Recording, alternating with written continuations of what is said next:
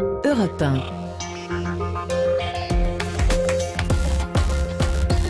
1. Les experts européens, Nicolas Bouzou pour l'économie, Vincent Hervouette pour l'international. Bonjour Vincent.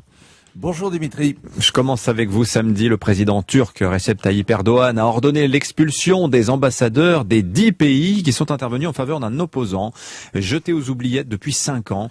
Expulsion au plus vite, mais qui n'a toujours pas été officiellement notifiée aux fameuses ambassades. Oui, alors ceux qui croient qu'un ambassadeur est fait pour recevoir les politiciens, les hommes d'affaires, les mondains, eh bien ils se trompent, c'était le vieux monde. Un ambassadeur est fait pour recevoir des coups de pied. Bienvenue dans la mondialisation douloureuse. Depuis le début de l'année, plusieurs ambassadeurs de France ont fait leurs valises ou se sont fait remonter les bretelles. Alors mettons de côté notre représentant à Kaboul qu'il a fallu rapatrier, mais les ambassadeurs en Australie et aux États-Unis ont été rappelés, toute affaire cessante, toute affaire de sous-marins cessant. Le tyran du Bélarus a chassé notre représentant à Minsk. Celui en poste à Tel Aviv s'est fait convoquer et taper sur les doigts, comme son collègue à Alger ou sa consoeur à Bamako.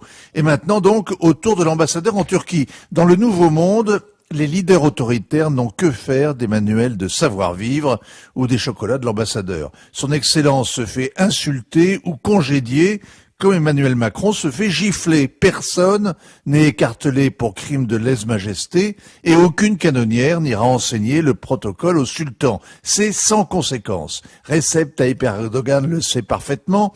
Insulter l'étranger est sa spécialité, elle le rend populaire.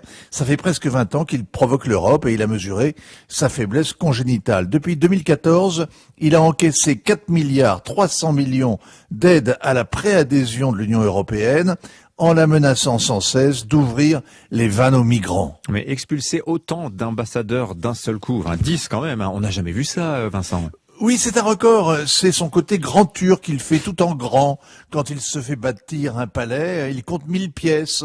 Quand il fait une purge, elle dure 5 ans et limoge 150 000 fonctionnaires. Quand il claque la sublime porte au nez des Occidentaux, eh bien, il expulse 10 ambassadeurs, dont l'ambassadeur de France, celui d'Allemagne, celui des États-Unis, les pays scandinaves, la Nouvelle-Zélande et les Pays-Bas en prime. Erdogan vient de signer un petit livre intitulé « Un monde plus juste et possible ». Eh bien, ce serait un monde où plus aucun occidental ne lui dirait de libérer un philanthrope qu'il déteste et qui est enfermé sans procès depuis 4 ans. Voilà, c'est cet homme-là dont il est question, c'est autour de lui que gravite cette affaire. Cet homme s'appelle Osman Kavala, c'est un milliardaire, c'est la bête noire du régime, il soutient les Kurdes, les Arméniens et il est accusé aussi de tentative de coup d'État.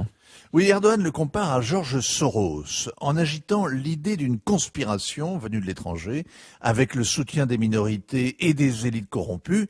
Eh bien, Erdogan parle au cœur des Turcs. C'est comme ça que Mustafa Kemal dénonçait le traité de Sèvres qui a mis en pièces l'Empire ottoman. Les Turcs sont complotistes, l'histoire leur a appris à se méfier des Occidentaux et de leurs amis. Recep Tayyip Erdogan les tient en joue en même temps qu'il restaure la puissance ottomane. Il rentre une tournée en Angola, au Nigeria, au Togo. C'était son 48e voyage en Afrique. Il avait emmené son ministre de la Défense, les chefs des services de renseignement, les patrons des entreprises d'armement. Et au Niger, au Burkina, à tous les pays qui s'inquiètent d'un repli de la France, il propose ses troupes et ses drones. Et il dit qu'il faut se libérer des anciennes puissances coloniales. En Afrique, Erdogan a ouvert 30 nouvelles ambassades et aucun de ces ambassadeurs n'a jamais été expulsé. Signature Vincent Hervouette. Merci Vincent.